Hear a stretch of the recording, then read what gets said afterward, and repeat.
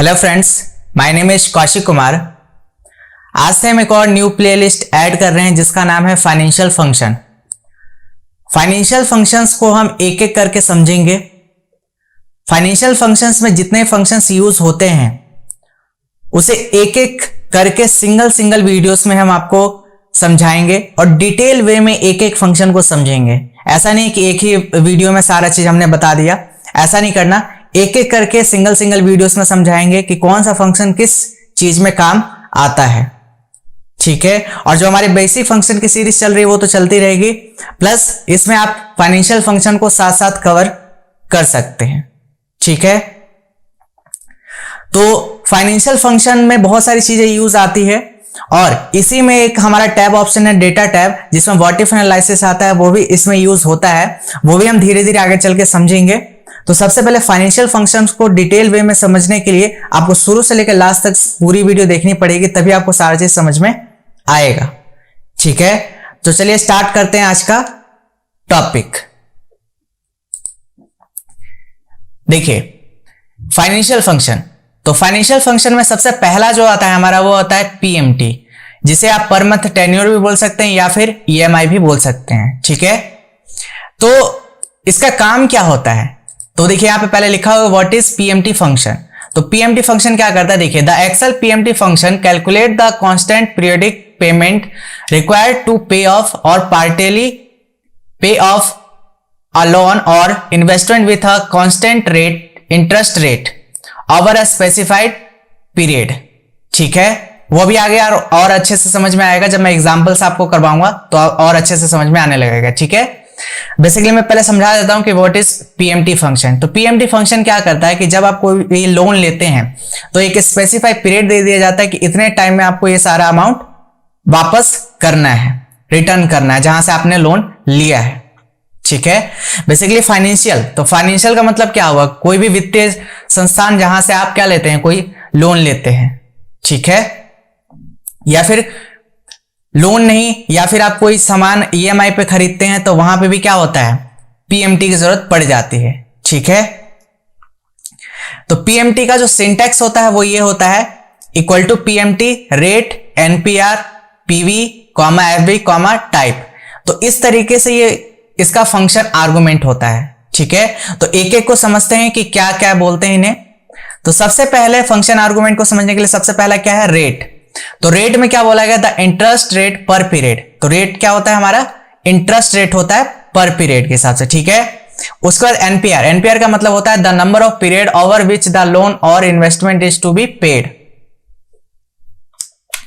ठीक है। इसका मतलब समझ में आया, मतलब कि ये कि जितने आपने पीरियड के लिए लोन लिया है, जितने टाइम के लिए आपने ये लोन लिया है उस टाइम तक पेमेंट करोगे, उसी को क्या बोलते हैं, नंबर ऑफ पीरियड, ठीक है। जैसे कि 5 साल के लिए लिया तो नंबर ऑफ पीरियड कितना हो जाएगा, अगर उसको मंथ्स में कन्वर्ट कर रहे तो 60, ठीक है। इसके बाद पीवी, पीवी का मतलब होता है प्रेजेंट वैल्यू। देखो यहां पे लिखा हुआ है the present value of the loan amount या फिर इन्वेस्टमेंट। इसके बाद क्या है, एफवी। एफवी क्या होता है, एक ऑप्शनल होता है पार्ट हमारे इसमें फॉर्मूले में, फंक्शन में।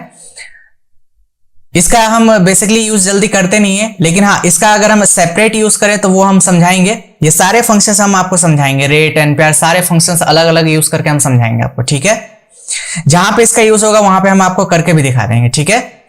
फिर आगे देखिए यहां पे लिखा है एफवी का N optional argument the specifies the future value of the loan amount, ठीक है, या फिर investment at the end of NPR payments if omitted future value has the default value of 0, ठीक है। ये ऑप्शनल होता है, ठीक है। इसके बाद टाइप। अब देखिए जब भी हम कोई लोन लेते हैं या फिर कोई ईएमआई पे सामान खरीदते हैं तो बेसिकली क्या होता है कि मंथ के एंड में हम उस ईएमआई का पेमेंट करते हैं। मतलब जब सामान खरीदते उस टाइम तो पेमेंट नहीं करते, ठीक है। कुछ केसेस में होता है कि हम पहले भी पेमेंट कर देते हैं, कुछ केसेस में हम हमेशा ज्यादातर जो मेनली होता है वो क्या होता है, एंड में ही पेमेंट होता है, ठीक है। तो यहां पे देखिए यहां पे लिखा हुआ है कि an optional argument that define whether the payment is made at the start और the end of the period, ठीक है। This can have the value 0 और 1। इसका मतलब क्या होता है, देखिए 0 the payment is made at the end of the period. Zero आपको जब लिखना है जब आप क्या करते हो, जो पेमेंट है वो एट द एंड पीरियड में आप पेमेंट करते हो, ठीक है। ये ऑप्शनल होता है, अगर आप ये बिना लिखे हुए ब्रैकेट क्लोज करके एंटर प्रेस करेंगे तभी वो बाय डिफॉल्ट जीरो ही उठाता है, ठीक है। इसके बाद 1 the payment is made at the beginning of the period. इसका यूज जब करना है जब आपको लगे कि हाँ मुझे शुरुआत में ही पेमेंट करना है ईएमआई का, ठीक है। बेसिकली कौन सा होता है, जीरो, ठीक है। इसके बाद लिखा हुआ the if the type argument is omitted it takes on the default value of 0 denominating payment made at the end of the period, ठीक है। मतलब हमेशा ज्यादातर क्या यूज होता है, जीरो यूज होता है, ठीक है। तो चलिए स्टार्ट करते हैं एक एग्जांपल से पीएमटी फंक्शन के। तो देखिए जैसे कि यहां पे एक बाइक का लोन लिया गया है जिसका लोन अमाउंट है 5 लाख, ठीक है। एनुअल रेट है 8%। ये जो मैंने रेट लिखा हुआ है ये एनुअल है, ठीक है। और इसको मंथली में कन्वर्ट करने के लिए क्या करेंगे, इक्वल टू 8% डिवाइडेड बाय 12, ठीक है। तो ये मेरा क्या निकल गया, मंथली रेट निकल गया। इसके बाद पीरियड, और इसी को आप ईयर्स बोल सकते हो, ठीक है।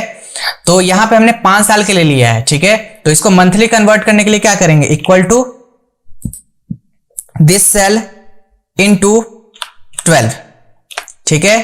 तो 60 मंथ्स आ गए टोटल, इतना समझ में आया। तो यहां पे देखिए मैं एग्जांपल दोबारा से समझा देता हूं। यहां पे हमने एक बाइक का लोन लिया है 5 लाख का, जिसका एनुअल रेट था 8%, उसको मंथली हमने कन्वर्ट किया, कैसे, 8% को डिवाइड कर दिया 12 से, तो ये मंथली हमारा इंटरेस्ट रेट निकल गया। उसके बाद पीरियड, तो ये 5 साल के लिए हमने लिया है, तो मंथ्स में कन्वर्ट करें तो कितना होगा, 60 मंथ्स, ठीक है। और मैंने यहां साइड में लिख भी दिया है कि ये ईयर्स में है, अब इसको हमने मंथ्स में कन्वर्ट कर दिया। और ये हमारा क्या था, ईयरली था ना, ये भी एनुअल रेट, तो वो तो मैंने लिख ही रखा है। और ये क्या है हमारा, मंथली, ठीक है। अब यहां पे हमें बोला गया है ईएमआई निकालने के लिए, क्या निकालने के लिए, ईएमआई, कि हर महीने मेरा ईएमआई कितना जाएगा। आप मंथली तो पेमेंट करते हो ईएमआई का, ठीक है। और ईएमआई का फुल फॉर्म क्या होता है, एस्टिमेट मंथली इंस्टॉलमेंट या इजी मंथली इंस्टॉलमेंट, आप जो भी बोल रहे हैं, ठीक है। तो यहां पे देखिए इक्वल टू हम लगा रहे हैं पीएमटी। तो जो मैंने पीछे आपको पढ़ाया सारा चीज, क्या क्या, कि रेट, एनपीआर, ये सब आपने पढ़ लिया ध्यान से। और इसको चाहे तो आप कॉपी में नोट डाउन भी करके रख सकते हैं, जाके जब मैं फॉर्मूला यहां पे करवाऊं तो इसलिए समझ में आए, ठीक है। तो सबसे पहले क्या पूछेगा, रेट। तो रेट क्या था हमारा, वो वहां पे ईयरली दिया रहता है। तो यहां पे देखिए ईयरली दिया हुआ था ये, तो इसको मैंने मंथली कन्वर्ट कर लिया है। अगर आप सपोज ये लेते हैं तो इसको आपको डिवाइड करना पड़ेगा फिर से 12 से, ठीक है। और अगर आप ऐसा नहीं चाहते हैं तो आप क्या करेंगे, तो ये जो आपने इसको मंथली में कन्वर्ट किया ना 1% वाले पे, इस पे क्लिक कर दीजिए, ठीक है। उसके बाद कॉमा, फिर पूछा जाता है नंबर ऑफ पीरियड। एनपीआर का मतलब क्या होता है, नंबर ऑफ पीरियड। तो आपने 5 साल के लिए लिया था तो टोटल मंथ्स कितने हो गए, 60, ठीक है। इसके बाद कॉमा, प्रेजेंट वैल्यू क्या है आपका, ये वाला है ना लोन अमाउंट। अब देखिए लोन का जो अमाउंट होता है वो हमें अपनी तरफ से देना होता है, तो वो हमारा बैलेंस होता है नेगेटिव में जाने लगता है, ठीक है। तो वो नेगेटिव में आंसर देगा, तो इसको पॉजिटिव में कन्वर्ट करने के लिए आपको माइनस का यहाँ पे साइन यूज करना पड़ेगा और ये वाला अमाउंट देना पड़ेगा, ठीक है। उसके बाद क्या पूछता है, फ्यूचर वैल्यू। तो मैंने कहा था फ्यूचर वैल्यू ऑप्शनल होता है, तो कॉमा लगा के स्केप करेंगे। फिर कॉमा लगा के स्केप किया। फिर पूछा गया टाइप। तो टाइप के लिए क्या बोला गया था, हमें क्या लेना होता है, या तो आप कुछ लिखिए या ना लिखिए। अगर आप ब्रैकेट ऐसे भी क्लोज करेंगे तो एट द एंड ही उठाएगा, वो शुरुआत नहीं उठाएगा, ठीक है। Then bracket close, then enter. तो कितना आया, 10,138, ठीक है।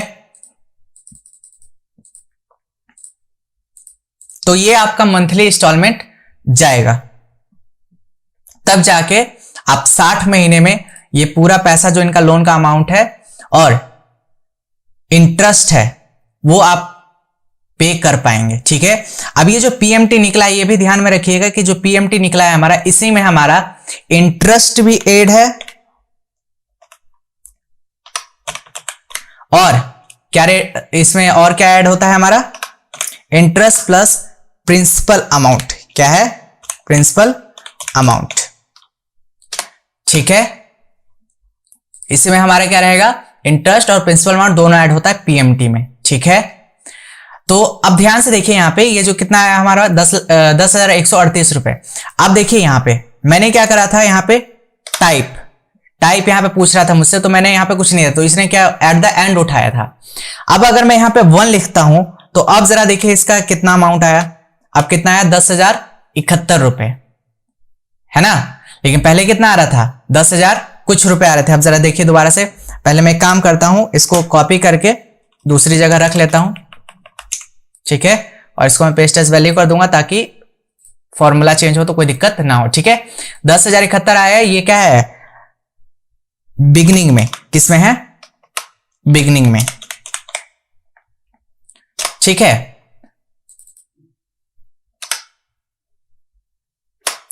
और यहां पे देखिए अब मैं करता हूं एंड ऑफ द पीरियड, मतलब अब मैं 0 देता हूं। आप 0 नहीं भी देते तभी एंड ही उठाता, ठीक है।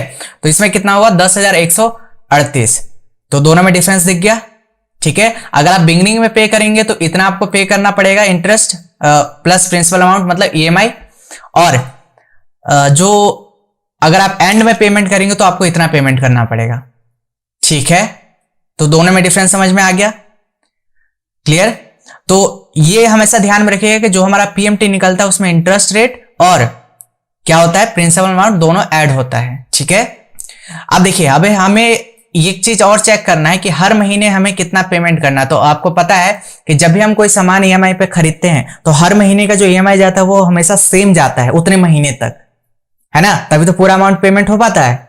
जिसमें अगर जो भी इंटरेस्ट है या फिर प्रिंसिपल अमाउंट है दोनों को मिला करके वो उतने मंथ तक हमें पेमेंट करना पड़ता है और सारा अमाउंट एक सेम रहता है, वही सेम अमाउंट। जैसे सपोज कि अगर 3,333 रुपए का आपका बना क्या ईएमआई, तो आपको हर महीने अगर सपोज कि 12 महीने के लिए बना तो 12 महीने तक वो अमाउंट देना पड़ता है, ठीक है। तो वैसे ही देखिए, अगर इन्होंने इतने का मतलब पहले महीने इतना पेमेंट करा तो हर महीने इनको इतना पेमेंट करना पड़ेगा, कितने महीने तक? 60 महीने तक, ठीक है। तो लगाते हैं इक्वल टू पीएमटी दोबारा से, ठीक है।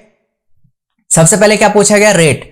तो रेट कौन सा है? 1% मंथली वाला ले लीजिए या फिर इसको ले लीजिएगा तो डिवाइड करना पड़ेगा, ठीक है। तो मैं डायरेक्ट ये ले रहा हूं, ठीक है, और इसको मैं करता हूं F4 से फिक्स, ठीक है। और ये मैं पढ़ा चुका हूं ऑलरेडी कि एब्सोल्यूट, रिलेटिव और मिक्स्ड डिफरेंस क्या होता है। अगर जिन लोगों ने वो वीडियो नहीं देखा तो उस वीडियो को पहले देख ले ताकि ये समझ में आ जाए कि इसको फिक्स करने की जरूरत क्यों पड़ी, ठीक है। और प्लस मैं इसका लिंक में डिस्क्रिप्शन बॉक्स में दे दूंगा, आप वहां से भी जाके प्ले करके देख सकते हैं, ठीक है। इसका कॉमा क्या पूछा जाता है? एनपीआर। एनपीआर का मतलब होता है नंबर ऑफ पीरियड। क्या होता है? Number of period. तो नंबर ऑफ पीरियड कितना है? 60 मंथ्स, ठीक है। इसको भी क्या करेंगे? फिक्स, कॉमा प्रेजेंट वैल्यू क्या है हमारा? माइनस का 5 लाख, ठीक है। Then bracket close. पता है आप लोगों को क्यों? क्योंकि यहां पे देखिए फ्यूचर वैल्यू हमने कहा था ऑप्शनल होता है, इसको देने की जरूरत नहीं होती, फिर इसको भी नहीं। पीरियड भी हमें देने की जरूरत नहीं होती, वो ऑटोमेटिकली क्या आता है? एंड ऑफ द पीरियड उठा लेता है, ठीक है। ब्रैकेट क्लोज देन एंटर, ठीक है। तो अब जरा इसी फॉर्मूले को मैं नीचे तक ड्रैग कर देता हूं फंक्शन को, तो जरा चेक कीजिए क्या 60 मंथ्स तक हमारा वही सेम अमाउंट आया है कि नहीं आया, ठीक है। अब जरा देख लेते हैं कि यहाँ पे क्या हुआ है थोड़ा सा अमाउंट का। देखिए ये जो हमारा अमाउंट वाला था ये इसको फिक्स नहीं किया था, इसको भी फिक्स कर दीजिए, ठीक है। अब इसको हम नीचे तक ड्रैग कर देंगे। जरा देखिए अब हर महीने वही अमाउंट आया है ना, चेक कीजिए, ठीक है। तो टोटल 60 मंथ्स तक आपका यही अमाउंट आया है ना। ईएमआई भी तो ऐसे ही बनता है हमारा कि अगर हम कोई सामान ईएमआई पे खरीदते तो हर महीने वही अमाउंट हमें पेमेंट करना पड़ता है, ये नहीं कि हर महीने कम होता जाता है, ठीक है। हाँ, ये होता है इंटरेस्ट रेट होता है जो कम होता रहता है, वो हम आगे आने वाली वीडियोस में समझेंगे, ठीक है। तो अभी पीएमटी को अच्छे तरीके से समझ लिए कि पीएमटी क्या करता है, ठीक है। तो देखिए यहाँ पे हर महीने जो अमाउंट था हमारा, जो फर्स्ट में यहाँ पे हमारा निकला था अमाउंट, वही सेम अमाउंट आपका हर महीने जाएगा। कितने महीने तक? 60 महीने तक, ठीक है। तो यहाँ पे हम एक बार टोटल निकाल लेते हैं कितना हुआ। तो यहाँ पे ये टोटल हमारा हो गया 6,08,291, ठीक है। इतना अमाउंट उन्हें पेमेंट करना पड़ेगा। अब टोटल इन्होंने लोन कितने का लिया था? 5 लाख का ना। टोटल लोन कितना था? 5 लाख का। अब इसमें से क्या कर लीजिए आप डायरेक्ट इसमें से क्या निकालना चाहते हैं? इंटरेस्ट निकालना चाहते हैं। तो इंटरेस्ट रेट निकालने के लिए आपको क्या करना पड़ेगा? इंटरेस्ट निकालने के लिए 5 लाख में से यदि इसमें से अमाउंट में माइनस कर दो 5 लाख, है ना, तो मेरा क्या निकल जाएगा? टोटल इंटरेस्ट मेरा 1,08,291 रुपए मेरा उसमें गया, किसमें? इंटरेस्ट गया जो आपने लोन लिया था। ठीक है, समझ में आ गया? तो इस तरीके से हम पीएमटी निकालते हैं। ठीक है, ऐसे ही आगे हम दूसरा एक फंक्शन सीखेंगे जिसका नाम है आईपीएमटी। क्या है? आईपीएमटी। अब आईपीएमटी क्या करता है वो उसी वीडियो में हम समझाएंगे। ठीक है, तो अभी के लिए जो पीएमटी का एक एक मैंने डिटेल वे में आपको सारा चीज समझाया, इसको आप प्रैक्टिकली आप एक बार प्रैक्टिस करके देख लीजिएगा। ठीक है, और अगर कुछ भी डाउट रहता है तो आप हमें कमेंट सेक्शन में पूछ सकते हैं।